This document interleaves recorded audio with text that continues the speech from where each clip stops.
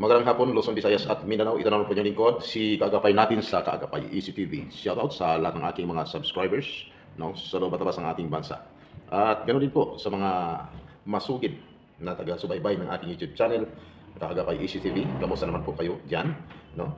At nawa po ay nasa magandang kalagayan ang bawat isa. Kamusta naman po kayong lahat dyan? Tapos na ang halalang 2025 at talagang kung maalaala ninyo, bago mag-eleksyon, yan po isa sa mga episode natin. Itong pagdating ng halalang 2025, talagang mayroong mananalo at mayroong matatalo. So, sa panig ni PBBM sa bagong alyansa, mayroong nagwagi. Sa doon si Erwin Tolpo, no? Ngayon senador na talagang senador na, no? Si Erwin Tolpo. Congratulations, sir, Erwin. Si dating Senator Ping Lacson, ngayon nagbalik na naman. Sir, congratulations. Senator Soto, congratulations, sir. Si Lito Lapid, sir, congratulations din po sa inyo. Si Senator Amy Marcos, no, na kung saan siya po ang talagang, kung maalala ninyo, maraming mga issue na ibinabato sa kanya dahil nga siya ay sa panig ng kanyang kapatid na si President Bongbong Marcos kumaras at lumipat sa PDP Laban. Ganon din po si Senator Camel Villar. Wow, bagong senadora. No, ngayon nakaupo bilang isang senador, no? At senadora, kapalit naman sa kanyang mother na si Ma'am Cynthia Villar. So good luck and congratulations po sa inyo, ma'am. At yan, si Lito Lapid, wow, nanalo muli. At sa kabila, sa PDP Laban, si number 1, nangunguna po si Bongo, sinundan naman ni Bam Aquino. Pangatlo naman si Senator Ronald Bato de la Rosa. Wow. Kaya sumunod naman si itong dating kongresista na kung saan binubuli. Nung siya ay nasa Congress, binubuli ng kasamahang nga congressman. No? Isa na doon daw si congressman or representative Paduano, na kung saan ngayon wala na sa kanyang posisyon as congressman. Congressman Rodante Marcolita, sir, congratulations sa iyo. Ikaw ay nagwagi. At talagang ayan na. Ngayon, mga ibigin makagapay, kung naalaala ninyo, bago mag-eleksyon, talagang grabe ang patutsadahan, grabe ang siraan, no? Grabe ang pukulan ng mga isyo, magkabilang panig. Hindi lang mga congressman, kadalasan congressman. Ang marinig natin, talagang banatan talaga. Nung bago mag-eleksyon, isa na doon, si Congressman, wow sir, Bini Abante. Kilala pagdating sa Congress, nung talagang patuloy nila na inuusig si VP Sara Duterte, si dating Presidente Rodrigo Duterte, no?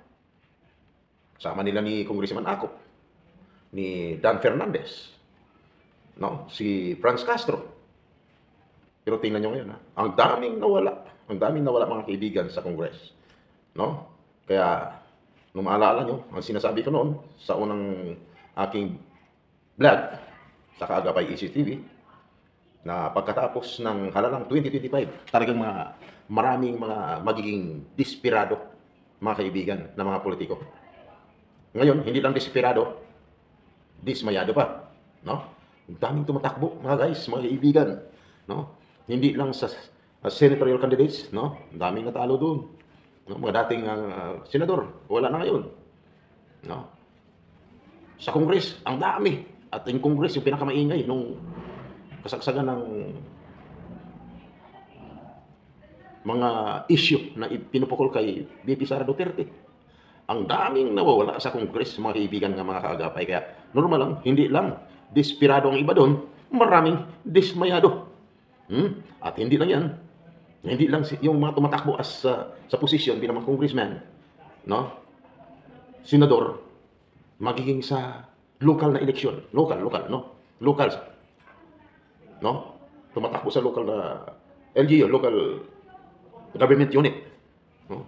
Mayors, gobernador, at marami pa doong mga sa kanilang mga sasakupan, mga vice mayor, no? Mga sangguniang bayan, councilors, mga supporters na magkabilang panig. Ang daming naging desperado at nagiging dismayado. Kaya kung maalala nyo, itong halalang 2025, kung narinig nyo, ang daming naging biktima ng patayan. Hindi lang dito sa Luzon, Visayas, and Mindanao. No? Kaya dahil nga, nung araw pala habang ginaganap ang sa lukuyan na ginaganap yung halalan, no? Daming naging biktima doon, mga kaibigan, mga agapay. Ngayon, talagang masabi natin, ang daming desperado. Mayroong nananahimik, mayroong patuloy na nag-iingay. Bakit? Siyempre, talo ang manok nila. Nag-iingay. Tuloy-tuloy na sinisira yung kabilang panig. Kung naalaala nyo, sa kabila sa panig ni BBM sa bagong alyansa, grabe talaga. Ganon din kay dating Pangulong Presidente Duterte. Ang dami, sulit ng mga supporters ni President Duterte. Pero tingnan nyo ha, sulit nung sila ay nag-iingay na nais pabalikin si dating Pangulong President Duterte na sa dahig ngayon dito sa Pilipinas. Pero tandaan nyo mga kaibigan, mga agapay, hindi lahat nasa line up ng PDP laban ng mga senatorial candidates ay nananalo. Sino lang ang nakalusot doon? Si Bongo, Senator Bongo, si Bato de la Rosa, Senador de la Rosa, si Senador Rodante Marcolita. At daming nawawala sa 10 mga kaibigan, mga agapay. Kaya hindi lang sa mga senatorial candidates ang may nagiging desperado, dismayado. Hindi lang sa PDP, meron din sa bagong alyansa. At ang malungkot at ang malupit, mga kaibigan, mga agapay, yung sa Kongreso. Bakit ito? Ang dating may ingay sa Congress na talagang bumibira kay VP Sara Duterte, halos ngayon lahat wala na. Sila ang pinakamaingay doon sa Congress. Pagalingan. Ang tanong, may mag-ingay pa kaya sa Congress ngayon? Mukhang medyo mahirap, no? Mahirapan kasi bakit? Halos lahat na nakaupo ngayon, ang naiwan, ay yung mga hindi pumipirma doon na patalsikin si Vice President Sara Duterte, no? Pumirma upang may impeach si VP Sara Duterte. Ngayon ang maipasa na ang impeachment doon against Sara Duterte sa Senate. Ito na ngayon. Nakaschedule na dapat itong June, pero mukhang inuurong na naman ang schedule. Kaya ang tanong, halimbawa lamang po, kung ma-impeach nga tuluyan si VP Sara Duterte, mayroon bang masasabi natin magiging masaya? O mayroon hindi? Kasi marami talagang ayaw pumayag na si VP Sara Duterte ay ma-impeach. O nga naman, kasi siyempre, wala pa nang malinaw na katibayan na talagang mayroon siyang talagang napatunay na nalabag sa batas ng ating bansa. Parang masasabi natin na yan pa'y mga haka-haka pa lamang kasi hindi pa dumating yung tinatawag na final judgment. Kaya sa ngayon, hindi pa rin tumitigil ang kaguluhan sa magkabilang panig. Tingnan nyo hindi lang sa grupo ng mga congressman, senador, no, governors, mayors, no, ang medyo hindi lang desperado, dismayado yung mga natatatalo. Magiging, nabanggit ko noon, mayroon ding mga nasa media, no? Siyempre, bawat panig, mayroong sinusuportahan yan. Mga bias na social media, no? Bias na social media, yun, magiging desperado yan. Marami desperado dyan. Mga vloggers, ang dami dyan, mga vloggers. Nasa radio. Ang dami po, mga kaibigan, mga kagapay, akala nyo. Kayo lang mag-isa. Hindi po. Kaya dapat, masasabi ko lamang po, kung sino o ano ang nararapat, yan po ang hintayin natin. Kung talagang may impeachment si Vice President Sara Duterte, at talagang mahusgahan na talagang siya ay guilty, so wala tayong magawa. Pero titingnan natin, sana naman po, ang batas natin, lalo na sa sinig, dapat ay patas. Kaya sa mga supporters na magkabilang panig, huwag niyo nang ipahamak ang inyong mga sarili. Kasi may batas po tayo na sinusunod. Kung ano ang batas, dapat kung ano maging resulta, yun pa ang sundin natin. Kasi dadaan naman yan sa tamang proseso eh. At halos lahat ng mahawak diyan sa kaso, no? Sila naman ay may matataas na kaalaman at no, sa batas, no? Kaya dapat sa mga kababayan natin, laging mahinaon po tayo, mga kaibigan, mga kaagapay, sapagkat hindi din naman tayo nakikinabang, no, sa kagagawa ng mga nasa taas natin. Ang ipakita lang natin, yung respect, mga kaibigan, mga kaagapay. At huwag kayong matakot, kasi iba nga, siyempre natatakot. Hindi nyo ba alam? O hindi ka man natakot, respeto lamang ang kailangan natin sa mga mababatas natin. Hindi yung puro tira ng tira, kasi although na sila ay binigyan ng kapangyarihan, no, ng bansa natin, na uupo para manguna sa sambayan ng Pilipino. Hindi sila dapat katakutan. Respect lang ang ipakita natin sa kanila. Dahil sila ay hindi naman nakarating sa ganong posisyon, tungkulin, kung hindi naman sa mga katulad natin na naglagay sa kanila sa kapangyarihan. Okay, matakot. Subalit, yung pairalin natin yung respeto sa bawat isa.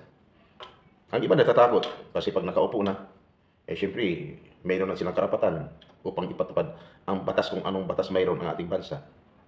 Natatakot itong mga maliliit natin na mga kababayan. Wala kang dapat katakutan. Basta, gumawa lang tayo ng tama, no? At hindi labag sa batas. Kaya, patuloy tayo na magmamasid at pag-aralan natin kung ano ang mga nangyayari sa ating bansa. Pag-aralan natin kung ang mga bagong nakaupo ngayon o datihan man yan nakaupo na ngayon bilang mga senador, congressman, no? Pag-aralan natin kung ang kanilang ginagawa ay naayon pa sa batas o baka mamaya ay pamumulitika lang. Pamumulitika pa rin ang ginagawa nila. So dapat ipakita nila ang tamang paglilingkod sa buong sambayan ng Pilipino. Dahil sila ay tinatawag natin, sila ang tinatawag na public servant. Kaya ang ating pakiusap ng inyong lingkod, si Kaagapay natin sa Kaagapay ECTV, ikaw man ay hindi nagwagi sa iyong pagtakbo itong halalang 2025 dahil po kayo ay tinatawag na public servant. Dapat hindi lang oras lang kayo ay binigyan ng karapatan o posisyon sa ating bansa maglilingkod sa taong bayan as public servant. Dapat wala ka man sa iyong tungkulin, wala ka man sa iyong posisyon, hindi ka man nagwagi itong karaang halalan 2025, ipakita ninyo ang inyong pagka-public servant. Marami tayong nakikita na hanggang sa ngayon talagang totoong naglilingkod sa bayan. Sa bayan namin, sa Tansa, Cavite. Wow. Bilib na bilib po kami ng mga nasa Cavite. Kasi nga, talagang ipinapakita. Hindi ko babanggitin kung sino. Pero mayroong naglilingkod na tapat sa kanyang mga constituents or mga nasasakupan sa aming lugar. May eleksyon man o wala, talagang ipinapakita ang talagang totoong pagmamalasakit sa ating mga kababayan sa bayan ng Tansa, Cavite. Kaya mga kaibigan, mga kaagapay, no? Huwag niyong ipadaig sa sama ng loob. Kung ano man ang naging resulta ng halalang 2025, dapat tanggapin lang natin. Dahil ang binigay sa iyo, ibig sabihin, hindi ka nararapat sa taong itong halalang 2025 upang mapagbigyan sa iyong hinahangad na posisyon. Huwag sumama ang loob. Tanggalin yung pagkadesperado, pagkadismayado, para patuloy ka maglilingkod at mas lalo pang mapapaniwalaan ang iyong pangalan ng buong sambayanang Pilipino. Maraming salamat mga kaibigan, mga kaagapay. Ito po ang lingkod, si Kaagapay natin sa Kaagapay ECTV. Ang Kaagapay ECTV, patuloy na naglingkod, nagmamasid, maparaw man, sa kailaliman ng gabi. Mabuhay po kayo, mga kaagapay. God bless.